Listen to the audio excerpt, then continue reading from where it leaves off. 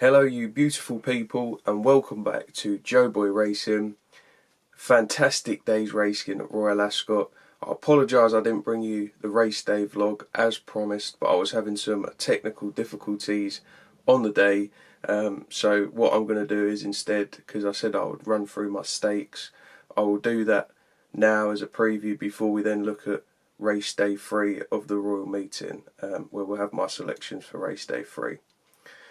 So in the first race of day 1, the Tuesday, while I was there, we had backed Rosalian at 11-4. I put £100 on, win only, and unfortunately it just got chinned on the line by Docklands. Looking back at it now, my small each way play as a cover bet should have been on Docklands rather than Kudwa. It would have been interesting as well if Sardinian Warrior had actually gone forward with the race, seeing as he actually had beaten Docklands at Ascot as well. So Sardinian Warrior is definitely one to keep your eye on as well. So it was off to a bad start. It was very disappointing. When we was looking at the replay before the photo finish got announced, I was convinced that he'd managed to get up on Docklands on the line. Didn't quite make it. But yeah, these things happen.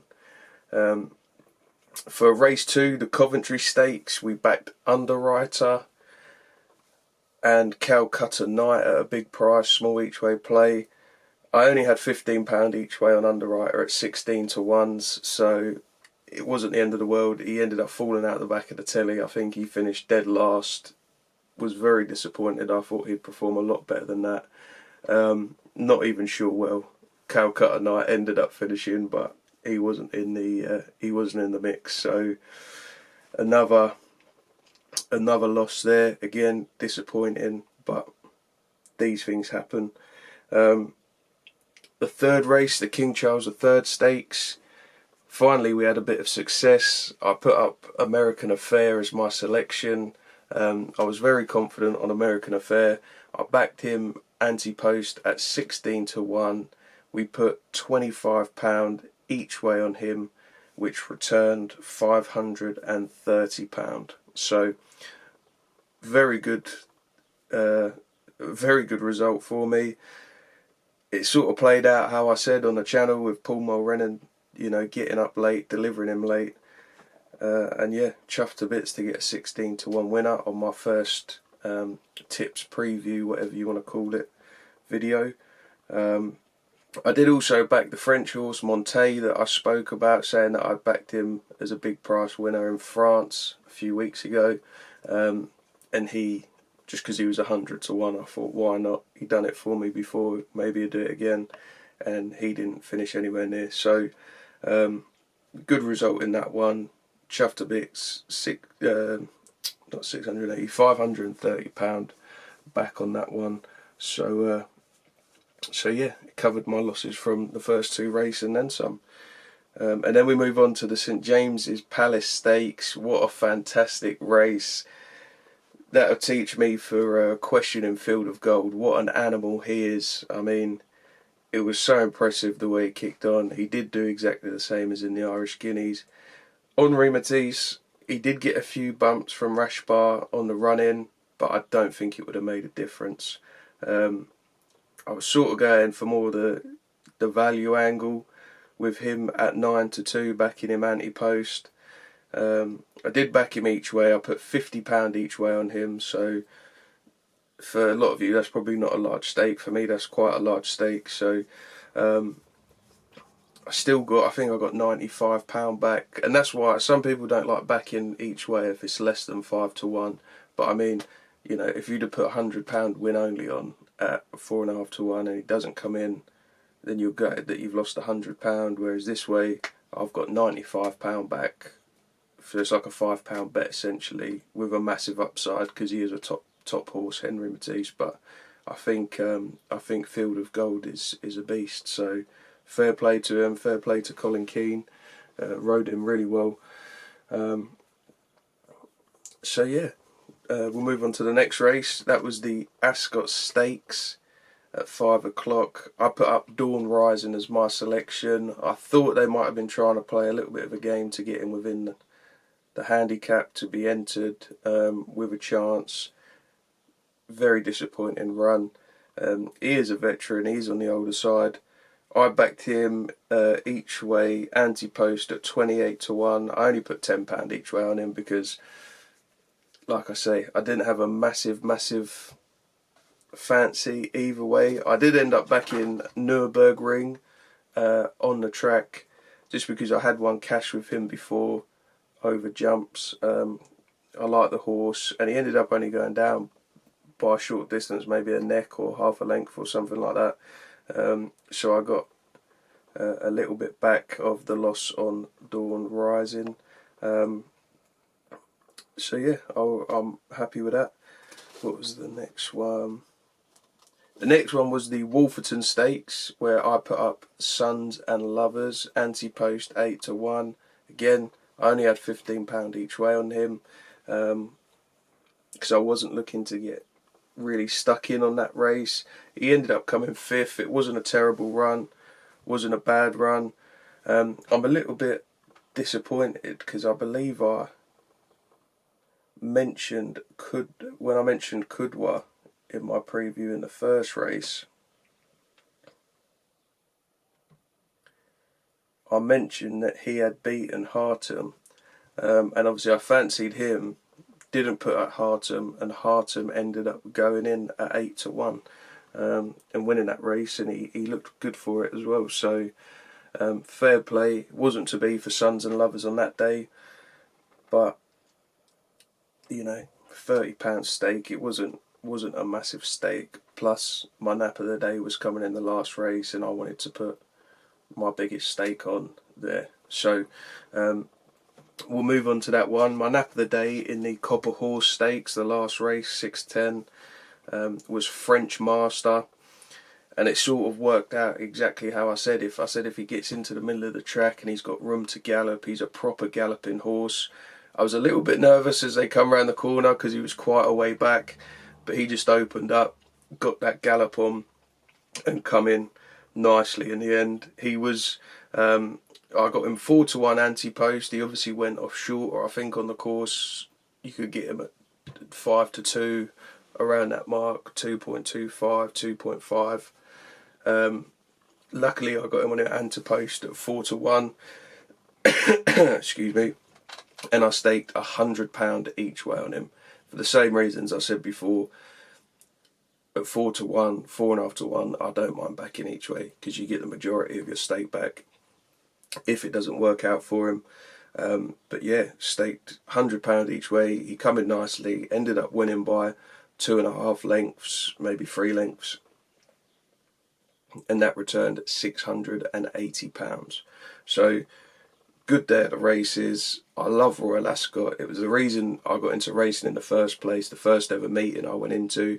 And yeah, apologies I didn't bring you the vlog. I managed to get a few short videos done, started having the technical difficulties, and I thought rather than just posting a couple of the videos, an introduction, a little look into the first race, I thought I would just do it this way instead and show you what my stakes were and what my winnings were.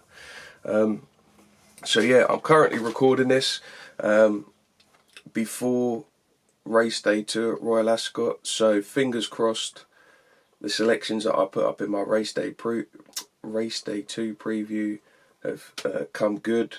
When I do race day 4, I will preview race day 2. If I've done it after race day 3, I will preview how my selections have done in that one as well. Right, so looking on to race day 3, another great day of racing at Royal Ascot. It's been fantastic. I mean, yesterday the weather was absolutely beautiful. It's just such a great course, great atmosphere. I was in the Queen Anne enclosure. I couldn't recommend it enough to people. If you're thinking about going, getting dressed up, having a few drinks, having a few bets, I don't think there's anything better. So yeah, get stuck in. But anyway, moving on to day 3. The first race of the day is the Norfolk Stakes, which is a Group 2 race over 5 furlongs. I've put up as my selection in this one, Charles Darwin. I know it's a bit boring. having short price favs. I know you like a bit of value to get stuck into, like American Affair, that came in luckily at 16 to 1. But Charles Darwin for me at 5 to 4. I put up on my day 2 preview and tips, I put up Cardiff by the Sea as a small each way play at 25 to 1, just because he came second against Charles Darwin. I think that was his debut as well, I believe. So yeah, if he does well on race day 2, if he places or comes close, then that's just going to frank the form of Charles Darwin even more, and I can't see him getting beaten. At the time of recording, he's 5 to 4 in the market, and I wouldn't put you off lumping onto him, to be honest. I think second in the market, Naval Light, 4 to 1 at time of recording, is also interesting. The horse he beat last time out is also running on race day 2. Old is Gold, I believe it is, in the last race. So if he does well, then that might make you think again if he wins really well. But obviously I've tipped up Havana Hurricane in that race, and I'm confident that they're going to run a big race. So selection in the first race, the Norfolk Stakes Group 2, is Charles Darwin. Second race, the 1540. I'm skipping the handicaps again, just because obviously I'm not there on the day, so I'm not going to be having a bet in every race of the day. The one that I've gone for in this, I think it's a very tricky race. It's over 1 mile 4, Group 2 again. I've put up Lady Vivian as a bit of a value bet. I'm not 100% confident on it. I'm not going to be getting stuck into it. Currently 12 to 1 at the time of recording. I think she's quite unexposed at this level, so that is a potential reason to get on. Bought by Wapnan again. They're always looking to buy winners that do well. You saw a couple of them go in yesterday on day 1. So that's how I sort of come down on the side of her. Like I say, I'm not going to be having a big interest in it. 12 to 1, I thought it was a little bit of value for a small each way play. And then the next race, the big one of the day, the Group 1, the Gold Cup, over 2 miles and 4 furlongs. Cracking race. It's a shame Kiprios had to retire. Absolutely loved that racehorse. What a beast. I do think, however, who finished second time out to him, Truleman, is gonna win here. He's currently trading at 5 to 2. The reason I like him is that he's proven over the distance. Only losing to a short margin, like to a legend like Kiprios, can only be a good thing. I believe Sweet William was third that day, but by quite some distance. He wasn't so close. He's also sort of proven at the trip, so he could be of interest to maybe some of you that like a bigger price, but I think sometimes you're better off going for the shorter price, lumping on a little bit more, especially if you think they're going to win, and I'm confident that Truleman can see it out. Illinois never raced at that distance before, so I'm sort of caught in two minds whether I really think he's going to be capable of staying the trip. You saw it with other races where they've got the pacemaker. They can set it up how they want to set it up, but they don't have a pacemaker in this one, so it'll be interesting to see how the race unfolds. It's going to be a great race. My selection is Truleman. I may back a horse called Yashin as well, each way, have a small each way play on Yashin. Around 28 to 1 mark at the time of recording.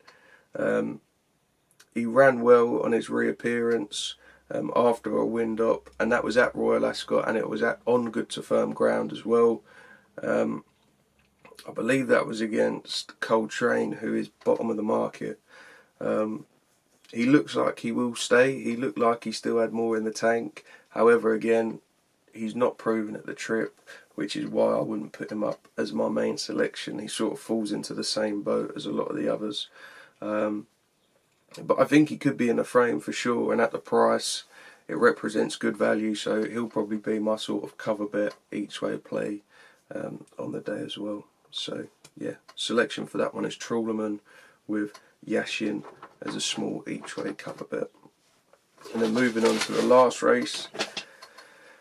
Again, another tricky race. It's the Hampton Court Stakes at 5:35, which is a Group 3 over 1 mile and 2 furlongs.